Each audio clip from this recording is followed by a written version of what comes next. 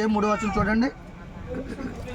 ఒకడు 100 మంది పిల్లలను కని దీర్ఘాయుష్మంతుడై చిరకాలము జీవించినను అతడు సుఖానుభవం ఎరుగకయు తగిన రీతిని సమాధి చేయబడకయు ఉండిన ఎడల వాని గతి కంటే పడిపోయిన పిండం యొక్క గతి మేలని నేను అనుకుంటున్నాను. మనం మీకు జ్ఞాపకం చేస్తాను వచ్చినప్పుడు ఈ మాట నేను ఇక్కడ సమాధి సిద్ధపడుతున్నప్పుడు జ్ఞాపకం చేస్తాను.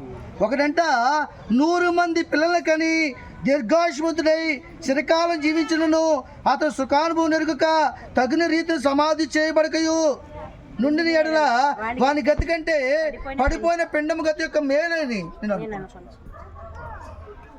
చాలా మంది చెప్తుంటారు ఇక్కడ నాకు 100 మంది పిల్లలు 10 మంది పిల్లలు 15 మంది పిల్లలు నాకేంటిరా కౌరులు లాంటి పిల్లలు ఉన్నారో అని బోరస్ కింద తిరుగుతున్నారు కొంతమంది. ఏమంటే ఇక్కడ ఏం చెప్తుంది వాక్యం? ఒకడు 100 మంది పిల్లలకని సుఖ అనుభవం ఎరుగక నెమ్మది లేక 100 మంది పిల్లలు బట్టే మామూలు తగులు వస్తాయా? ఏమంటే ఒక్కొక్కడు 10 తగులు తీసుకొస్తాడు రోజుకి. ఇంకా సుఖానుభవం ఉంటుందా? ఒకవేళ అలా జీవించి 100 మంది కుమారుల కన్నా సుఖానుభవం ఎరగక సరైన రీతిలో సమాధి చేయబడిపోతే పడిపోయిన పిండం అంటే ఇక్కడ ఉన్న స్త్రీలందరూ తెలుసు. 2 నెలలు నెల 3 నెలలు లోపు పిండం పడిపోద్ది. ఆ పిండంతో సమానం. దాని జీవం ఉంటుందా? ఉండదు. ఉండా సరిపోతుంది ఇంక పడిపోయినట్టునే. ఏమండి కాబట్టి ఆ పిండంతో సమానం. కాబట్టి సమాధి చేసినప్పుడు మాత్రం చాలా క్రమముగా మర్యాదగా చేయాలండి. దేవుని స్తోత్రం. ఆ విషయంలో సురేష్ కరుణం పెద్ద కొడుకు 3వ కొడుకు యోషబ్ గారు చాలా హ్యాట్సాప్. మేము ఏది చెప్తా చేసేస్తారు వాళ్ళు. అర్థమవుతుందండి. అప్పటి వరకు బోరు మరి గుండెలు బద్దలు కొట్టుకుని ఎడుతున్నారు పిల్లలు. ఎవరు?